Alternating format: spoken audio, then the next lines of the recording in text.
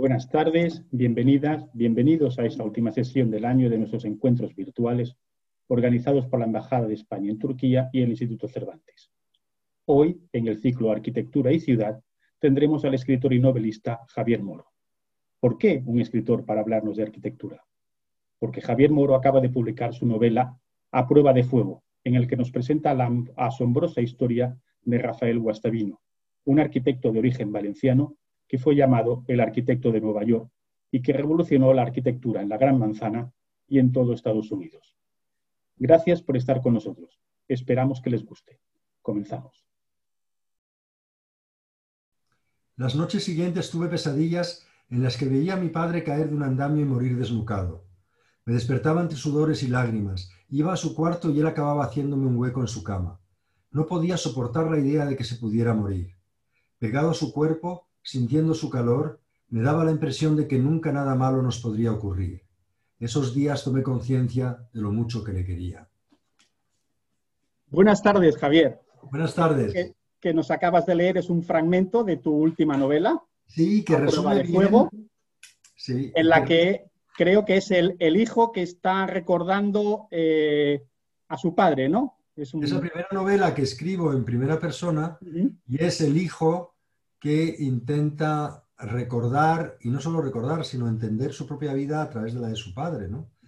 Porque los dos se llamaban igual, Rafael Guastavino, los dos eran muy geniales, los dos fueron grandes arquitectos, grandes innovadores, y el hijo tenía una personalidad muy distinta de la del padre, y es una historia de amor paternofilial muy intensa, no desprovista de sus conflictos, porque claro, es curioso, Rafael Guastavino trata a su hijo cuando llega a Nueva York en 1881 como un niño, no, como un adulto, y es un niño de 10 años, y cuando el niño crece y se hace un arquitecto casi más eficaz que el padre lo trata como un niño, no como un adulto, porque quiere mantener todavía el control sobre su hijo y no le da el espacio que el hijo busca, y se crea una especie de rivalidad artística, técnico-artística, entre el padre y el hijo queriendo superar al padre.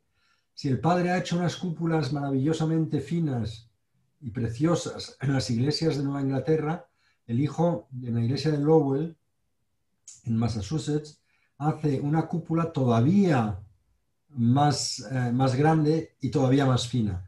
Tan fina que el índice de espesor es de 200:1, es decir, como la cáscara de un huevo. Que mide 30 y pico metros de diámetro y el espesor son 4 centímetros. Y todo esto lleva 200 años sosteniéndose perfectamente en la cúpula de la iglesia. Eran muy geniales, eran los dos muy geniales. Para situar a nuestros espectadores, digamos que en esta novela tú nos estás presentando la figura de Rafael Guastavino a través de los recuerdos de su hijo, que se llamaba exactamente igual, y que los dos forman una simbiosis un poco genial de arquitectos. Fundaron también una empresa que dejaron muchas, casi 1000 obras, creo, por todos Estados Unidos.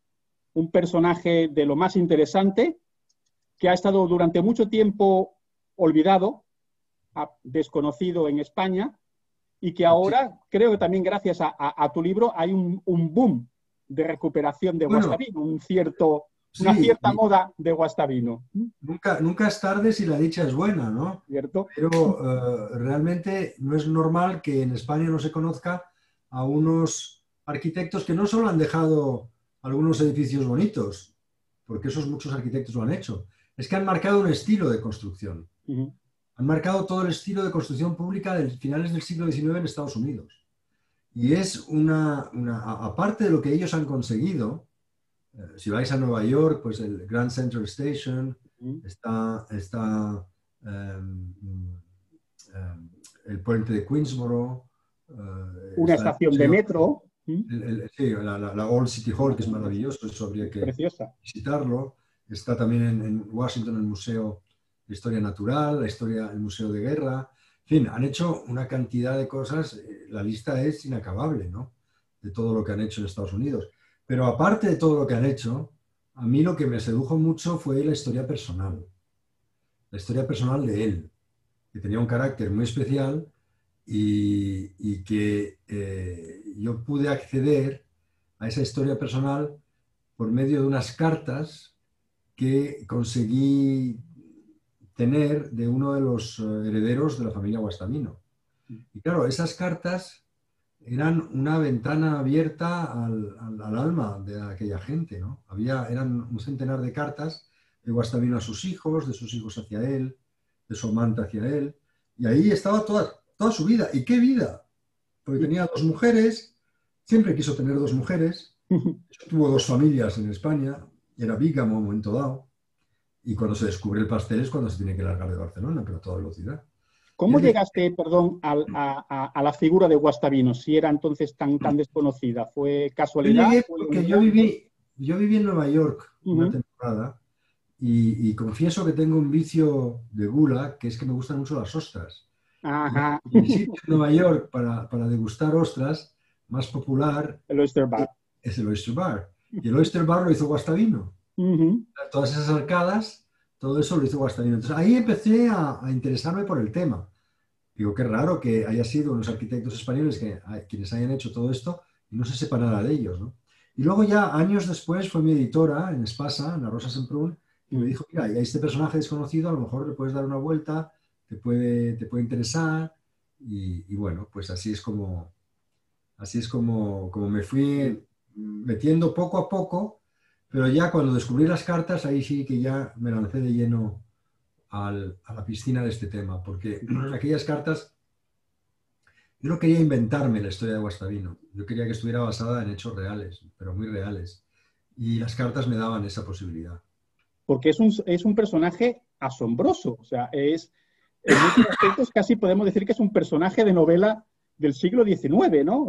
Auténticamente Es un extremo personaje en muchas cosas, extremo en generosidad. Era muy generoso y al mismo tiempo podía ser muy mezquino. Se comía la vida a borbotones, era un trabajador incansable, dibujaba muchísimo, se ponía como en trance.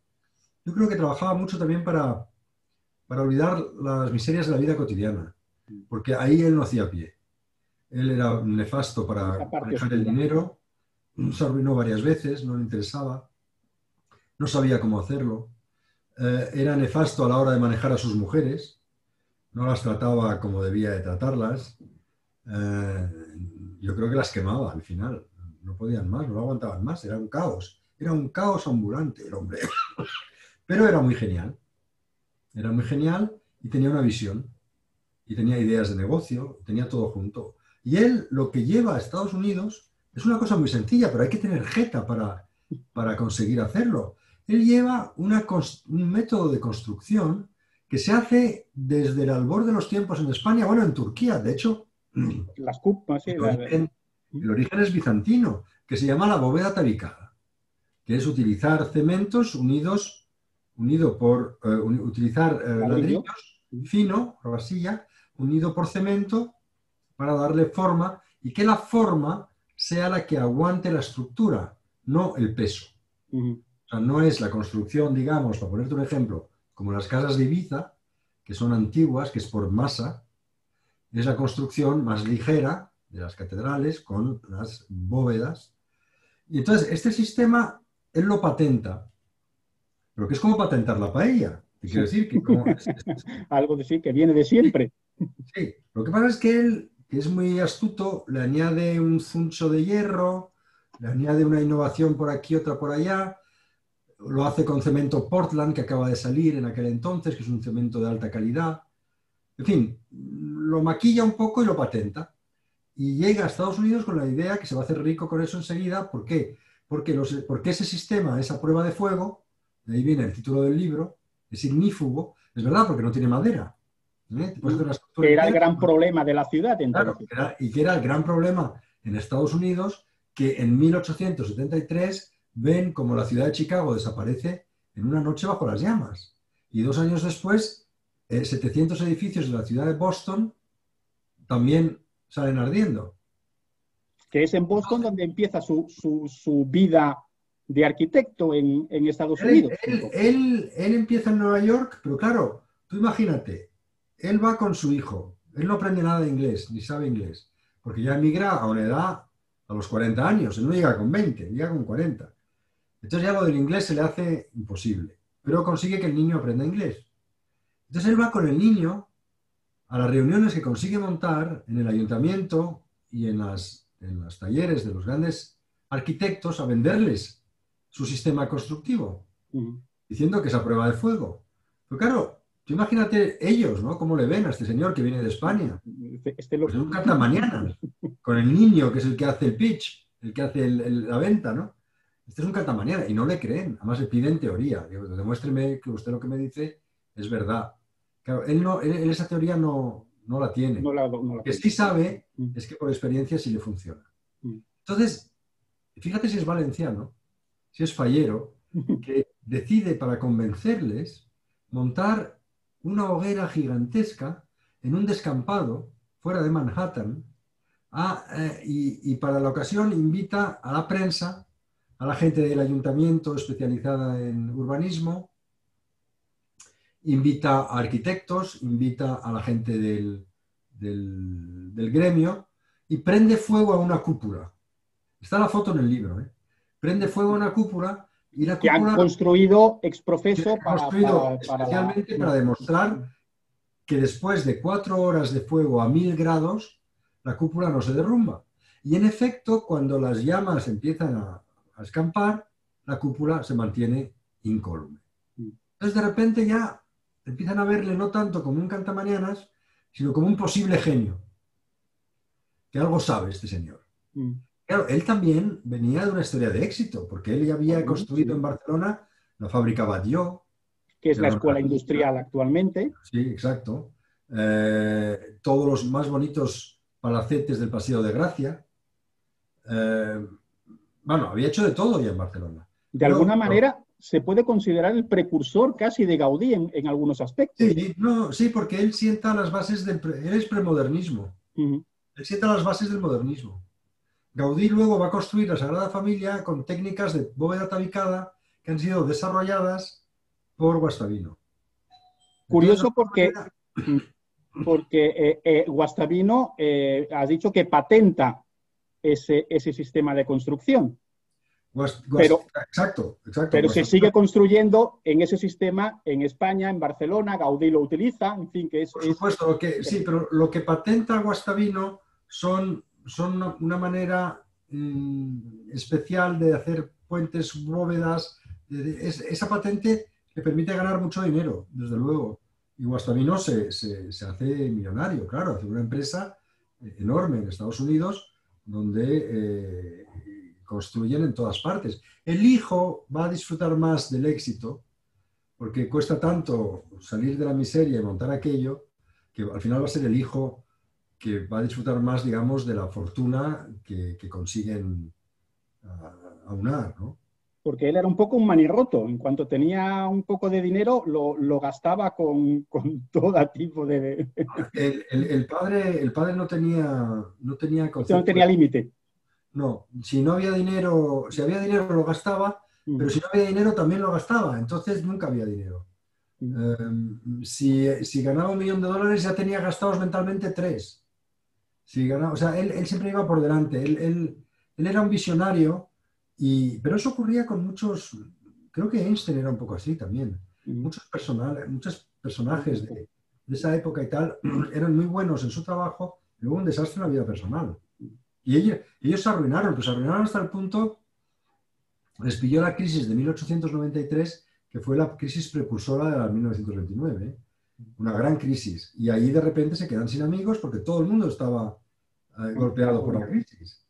Y acaba teniendo que empeñar su violín, porque tocaba el violín, como buen valenciano, le gustaba mucho la música, tocaba el violín y lo tuvo que empeñar para pagar el alquiler. Pero el alquiler del taller donde vivían, porque ya la casa la habían tenido que dejar. O sea que sí, su vida fue una auténtica montaña rusa. Es un poco un modelo de self-made man, ¿no? También un poco del éxito, del sueño americano. en Sí, cierta manera. él vivió el éxito del sueño americano, por supuesto que sí, pero curiosamente integrándose muy poco, porque él se mantuvo muy español hasta el final.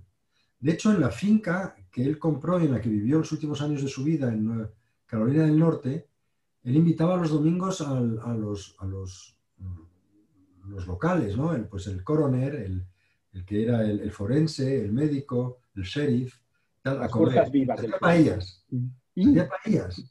Y luego les invitaba a una cata porque también hacía vino mm. en su propia fábrica, ¿no? Y hacía sus ladrillos. Él era un volcán de actividad, pero era incapaz de hacer una planificación. Claro, el hijo llega con una cultura más empresarial, el hijo es más americano, y ahí chocan. Chocan porque las visiones son distintas. Pero aún así, se quieren mucho, pero tienen una relación conflictiva. Y el hijo, en el fondo, intenta saber quién es él, ¿no? Porque, claro, lo que yo he descubierto con las cartas es la verdadera identidad del hijo. Eso ha sido, digamos, un poco mi aportación de historiador a esta historia.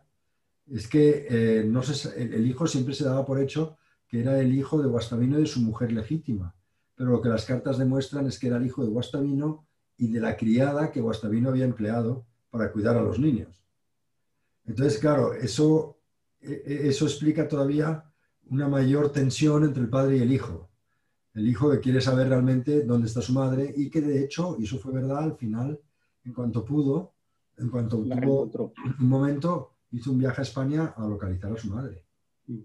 El hijo es un poco el gran tapado de la historia, ¿no? Porque siempre cuando se habla de Guastavino parece que nos referimos al padre, pero el hijo también tiene una gran historia de éxito como arquitecto y Sí, como empresario. De hecho, sí. creo que a veces es muy difícil distinguir la obra de quién es, si es del padre o es de Junior. Es muy difícil distinguirlo, pero el hijo tuvo mucho, el hijo conoció las mieles del éxito cuando hizo la cúpula de San Juan el Divino, Uh-huh. que es la mayor catedral católica del mundo, hay que decir. Y le encargaron la cúpula, hizo una cúpula bastante sorprendente, en muy poco tiempo, muy ligera, enorme, y eso le valió que el New York Times y toda la prensa le tildase de mejor que su padre todavía. Que su padre ya había muerto, si no se hubiera revuelto en la tumba, ¿no? Pero el hijo disfrutó mucho del éxito, pero es verdad que el hijo también se especializó en algo nuevo que era la insonorización de los edificios. Y si te fijas, en el Oyster Bar de Nueva York está todo muy insonorizado y esas cúpulas reflejan el sonido muy bien, de tal manera que se ha creado lo que llaman la galería De los de, susurros. de los susurros, donde y se ha convertido en un lugar icónico de Nueva York, donde las parejas van a declararse su amor de columna a columna y el sonido pasa por encima de las bóvedas y llega muy nítido al otro sin que nadie más lo oiga, ¿no? Y ese lugar se ha convertido en un lugar icónico. Pero eso quiere decir, eso tiene que ver con la personalidad del hijo, que también hizo investigaciones de esto, pioneras, y que creó los primeros ladrillos refractarios al sonido, por ejemplo. Junto con ellos dos, yo creo que en tu novela el tercer, podríamos llamar, personaje es la ciudad o las ciudades, Sí, porque es Nueva sobre York todo, y Barcelona y las vemos crecer, las vemos, no es un paisaje que está de fondo, sino que es un paisaje vivo. claro, porque él llega a Barcelona cuando Barcelona empiezan a hacer el ensanche. Y la fábrica Batlló es la primera gran obra que se hace en el ensanche de Barcelona. Luego llega a Nueva York cuando acaban de inaugurar el puente de Brooklyn, que era considerado en aquella época la mayor obra de ingeniería del mundo. Y hace Nueva York. Y lo hace con otros españoles, con el vasco Navarro Arzac, que Navarro Arzac era un magnate vasco que estaba promocionando los primeros edificios con confort moderno que se conocen en Nueva York, como ahora, que tienen calefacción, que tienen luz eléctrica, porque era socio de Thomas Edison. Entonces, ahí Guastavino tiene la suerte de encontrar compatriotas que le van a ayudar a moverse en aquella sociedad y a obtener encargos, ¿no? Y el Que primer son encargo, compatriotas que están bien situados, que no es la muy imagen bien del situado. emigrante No, que lucha por sobrevivir, sino que tenían una historia de éxito ellos ya detrás. claro, porque ellos venían de Cuba, donde habían ganado su dinero en Cuba. Cuba ya mostraba signos de inestabilidad muy grande y luego, oye, el dinero llama al dinero. Donde se hacía dinero en aquel entonces en Nueva York. Nueva York era la ciudad, digamos, que estaba haciendo, que marcaba nuestro futuro. Los primeros edificios, los primeros rascacielos, los primeros ascensores grandes, fiables, era un tema que hablaban Guastavino y Arzac, ¿no? ¿Cómo conseguir ascensores fiables? Porque no podemos poner en el piso 35 a una familia y que le falle el ascensor. Son cosas que ahora nos parecen tan superadas, pero que en la época había que inventárselo todo ese mundo. Y se lo inventan. Y luego está Boston, donde él recibe el primer gran encargo, que es la Biblioteca de Boston. Y fíjate que de todas las licitaciones que hicieron en Estados Unidos, escogen la de Guastavino. ¿Por qué? Porque estaban los patronos de la Biblioteca de Boston tan preocupados por el fuego, porque tenían incunables, porque tenían papiros, porque tenían libros de ediciones antiguas, que buscaban el sistema que más garantías les diese de ser a prueba de fuego. Y ahí es cuando le toca a la China a Guastavino. Le eligen a él. Y él hace una demostración y funciona, y al final acaba haciendo la Biblioteca de Boston, que era un templo del conocimiento, y sigue siéndolo, ahí está. Y también creo que le propulsa al éxito. También tiene obras, creo, en la Universidad de Harvard. También hay una parte, sí, unas galerías que también están hechas con su sistema. O sea que sí, y el MIT también. Se popularizó. El MIT hizo un hotel que ahora es un centro de recepción de estudiantes. El MIT conocido que es de él. De hecho, se reconoce enseguida su estilo.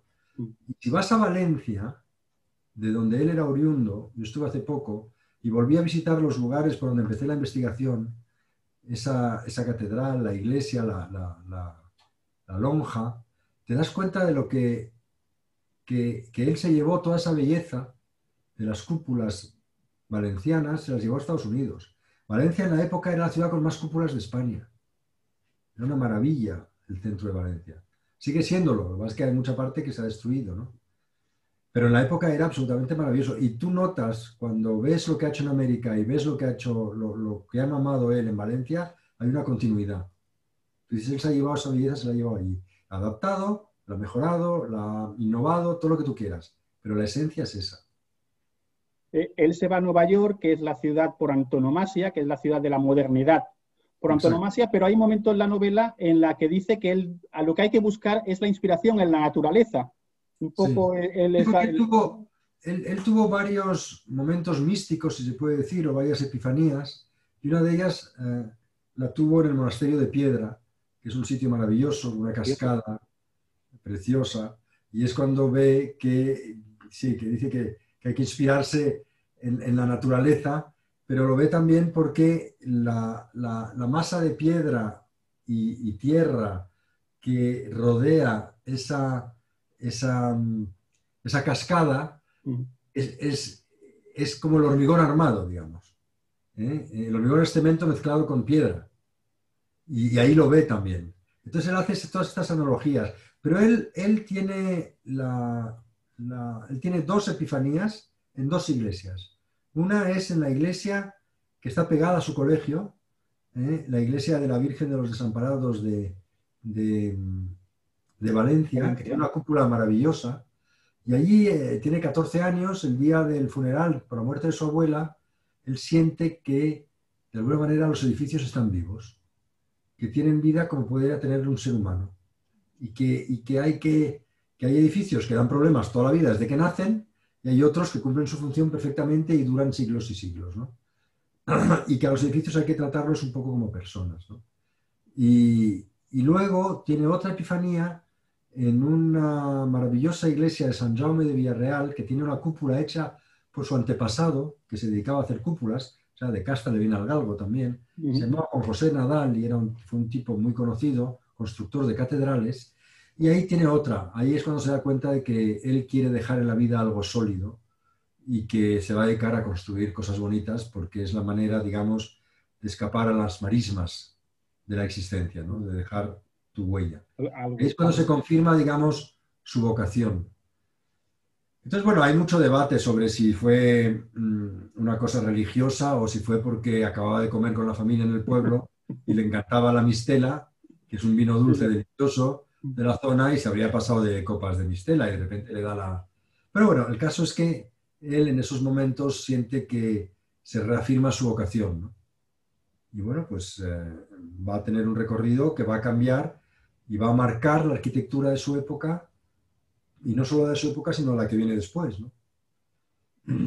Es un personaje, como hemos comentado antes, muy, muy intenso, pero es un poco en la línea de tus novelas, porque tus obras siempre tienen algunos personajes inspirados por la realidad. Parece que la realidad es tu gran musa, estos personajes reales.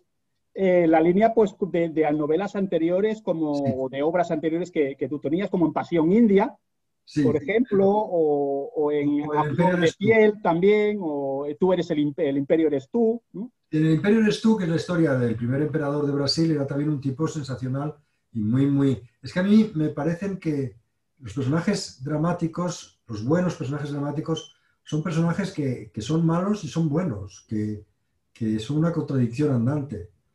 El interés de los personajes y la humanidad sale precisamente de esas dos tendencias, ¿no? Está la tendencia egoísta del doctor Balmis, que quiere toda la gloria de la expedición de la vacuna para sí mismo, lo que cuenta en A Flor de Piel, y luego está su lado, digamos, que quiere salvar al mundo, su lado humanitario, su lado altruista, ¿no? Y curiosamente salva al mundo, pero también putea a todos los que puede en el camino.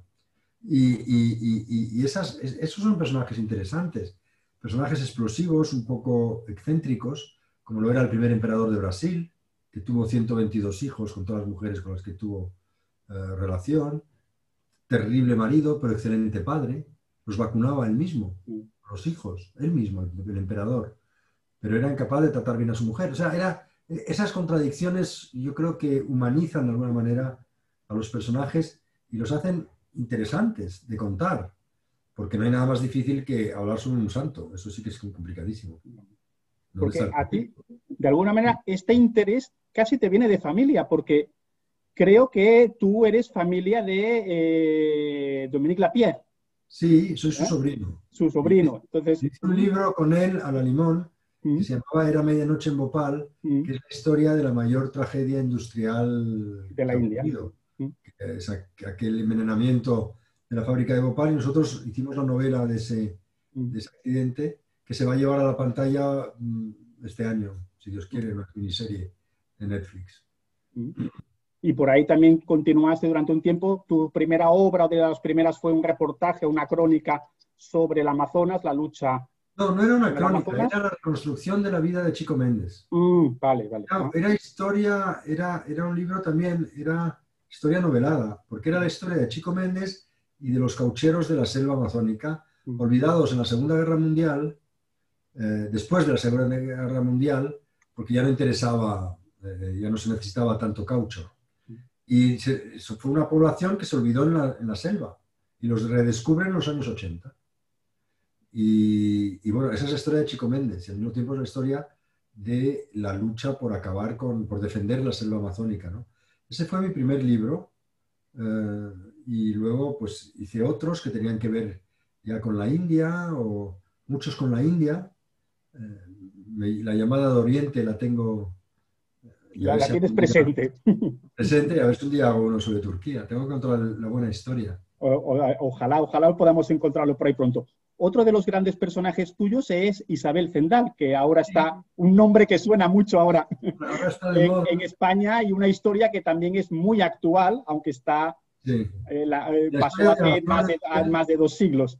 Sí, la historia de La Flor de Piel es el libro que cuenta la Real Expedición Filantrópica de la Vacuna, cuando los españoles llevaron la vacuna de la viruela, recientemente inventada por un inglés, a América, para atajar las epidemias que asolaban completamente la región y que diezmaban a la población. Y la única manera que encontraron de llevar esa vacuna en buenas condiciones es a través de niños. Entonces cogían a un niño, le vacunaban, y al cabo de una semana le salía un grano, de ahí extraían el líquido vacunífero, se lo pasaban a otro y ganaban una semana. Y así con 22 niños cruzaron el Atlántico. Vacunas vivientes. Exacto. Y la mujer que se ocupó de esos niños es considerada la primera enfermera hispana de la historia. Y se llamaba Isabel Zendal.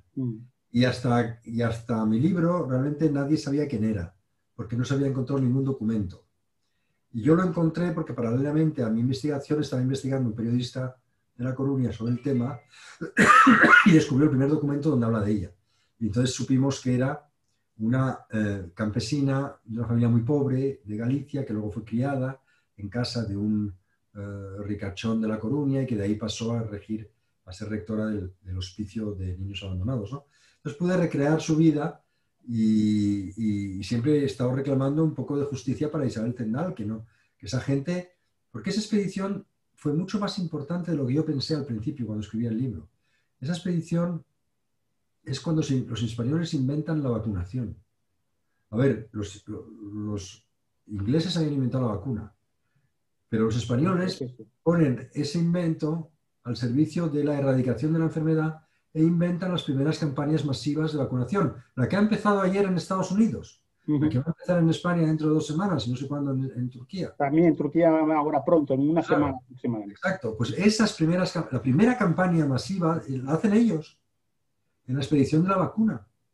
Es cuando crean ese sistema para que se enseñe de manera automática a la gente a vacunar y que en cualquier lugar del Imperio Español, en la aldea más remota, había que enseñar al cura a llevar paralelamente al libro de bautizo un libro de registro de vacunación, para que todos al nacer, esa era la clave, que todos los recién nacidos tenían que ser vacunados. Balmis entendió que toda la población, la inmunidad de rebaño, la entendió Balmis antes que nadie. Y entonces pusieron eso en marcha con las juntas de vacunación, que fueron el germen de los sistemas sanitarios públicos de aquellos países. Fue la mayor empresa de sanidad pública de la historia. Y es una pena que en España no se conozca más y no se enseñe en los colegios. Es un personaje, ahora ya digo, que unos personajes muy de actualidad, Sí, una temática muy de actualidad. Sí, ahora le han puesto el nombre del hospital y lo reivindicamos también, de alguna manera, por ahí. Yo estoy muy contento que hayan puesto por lo menos el nombre del hospital nuevo, Hospital Isabel Zendal, porque es un poco devolverles, o sea, sacarles de la oscuridad de la historia. Porque los niños, bueno, tendrían su nombre, pero vamos, claro, no han pasado tampoco, muchos de ellos han quedado por ahí olvidados, que son también esas pequeñas vacuitas que lo llevaban. Sí, de los niños lo único que hay es un monumento en La Coruña, bastante bonito, muy sobrio, que está frente al mar, y hay columnas con una placa con el nombre de cada niño, con unas finas, y eso es lo único que hay de los niños, sus nombres. Que vivieron una aventura, porque claro, muchos de ellos acabaron en América, los que llegaron hasta allí. Que podían haber muerto fácilmente. Lo que pasa es que el rey les prometió que si participaban en esa aventura maravillosa de salvar al mundo, pues que les recompensaría y que les buscaría familias de adopción en Nueva España y también les pagaría los estudios a los que sirviesen para estudiar. Entonces, de alguna manera los compensaba. Pero no, hoy en día sería imposible, imagínate, montar una expedición así con niños huérfanos. Pero en aquella época los niños huérfanos eran los hijos putativos del rey de España. Pues genial. Muy bien. Porque era el patrón de todas las instituciones públicas. Pues, Javier, hemos hecho un pequeño repaso a tu obra, hemos hablado de tu último libro, de este gran personaje que animamos a la gente a descubrir, a redescubrir. Creo que ya se hacen rutas por Estados Unidos, en Nueva York, visitando las obras de Guastavino. En Barcelona creo que también se han editado algunos libros con sus obras, con lo cual es un personaje que hay que reivindicar, igual que el de la enfermera Isabel Zendal, que tú nos has puesto en tus obras, con lo cual el agradecimiento es doble por haberlo Gracias hecho. A ti, gracias a vosotros. Aprovechamos para felicitarte también el año nuevo. Muchas gracias. Esperemos que nos traiga a todos, sobre todo eso, salud, que nos traiga también bienestar, prosperidad, cultura, buena lectura. Y sin olvidar la frase que se decía antiguamente, que ahora se ha retomado pero no se dice igual, ¿no? Que es huir de la pestilencia es buena ciencia. Hoy se dice que hay que mantener la distancia social. En realidad hay que mantener la distancia personal. Pero bueno, en la época de Isabel Zendal se decía eso. Huir de la pestilencia es buena ciencia. Pues nos quedamos con esa frase. Agradecemos de nuevo a Javier su tiempo, que está muy ocupado últimamente también con la promoción de su novela. Y a todos nuestros espectadores, pues lo dicho, les deseamos un muy feliz, próspero y saludable año nuevo. Muchísimas gracias, profesor. Gracias, Javier. Adiós, gracias.